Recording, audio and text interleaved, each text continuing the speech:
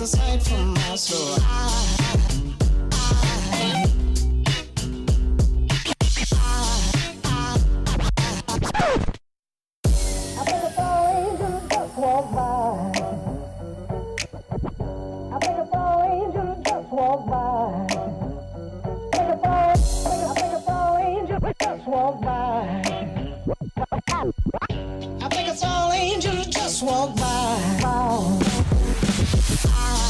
Hello everyone, my name is Lojan25 and welcome back to another Redstone video.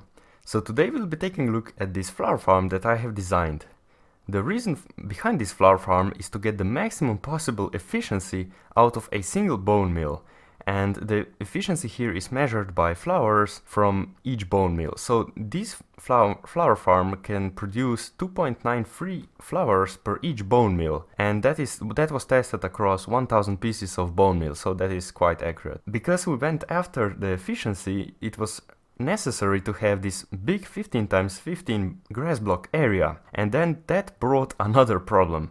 And because the platform is so big, we had to come up with something new that would shake the platform back and forth. The solution that I have come across is really quite simple. So we use slime blocks to push half of the platform into one direction, and then shortly after, exactly one game tick later, we push all the remaining blocks into their missing spots. So that could be seen if I turn the flower farm on just by flicking this lever. So you can see those small little gaps in the floor, and that is what happens when the slime blocks push the first row forward, and then one game tick later we push the remaining blocks, and that is the gap that can be seen here.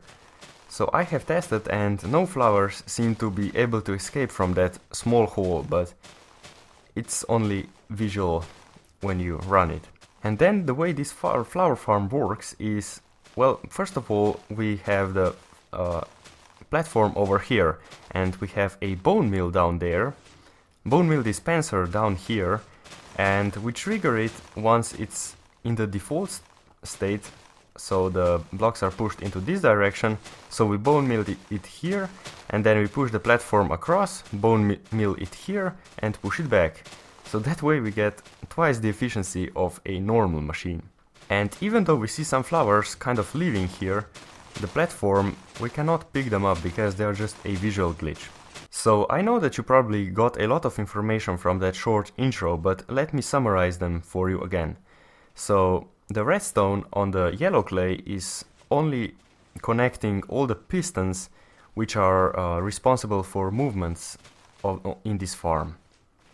And then we have the orange clay.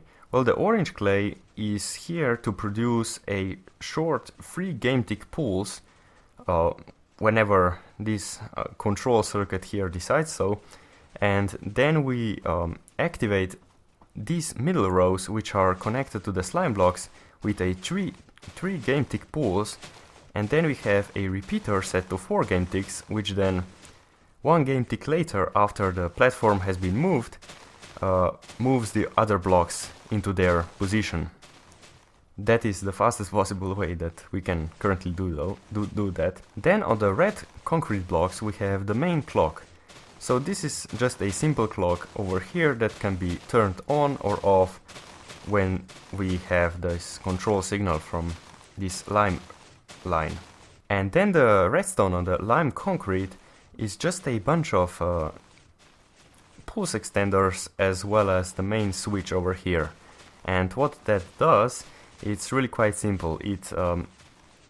Every time we get a signal from this hopper clock down below, we stop the circuit so we can run the flying machine across to pick up all the items or flowers that we have created. And whenever that happens, we need this pulse extender to turn the farm off for a certain amount of time. And then finally, the redstone on the green concrete is here to control this flying machine.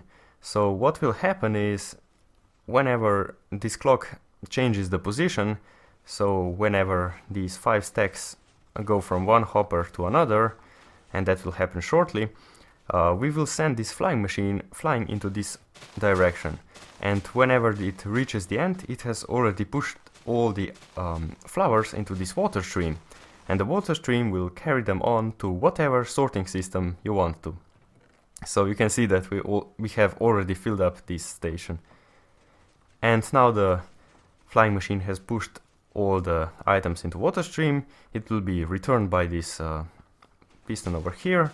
And we also have those returning stations here to push the big pushing mechanisms into their corresponding place so that we can launch it again when we want to. This farm produces 35,000 items per hour, which is quite a lot considering that we have to push this insanely large area. The original idea was kind of mine, but then I also got help from these following Prototech members. So we had ShadowC, which was supporting me, and it was also his idea to use the flying machine to sweep all the items away.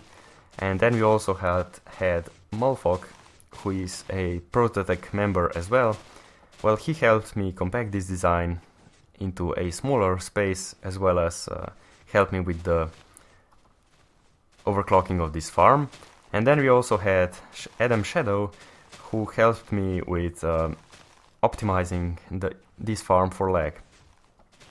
But now the next goal would be to build this on the Prototech SMP server, and that will be happening shortly. But that's it, that is all I had time for today, so thank you all for watching.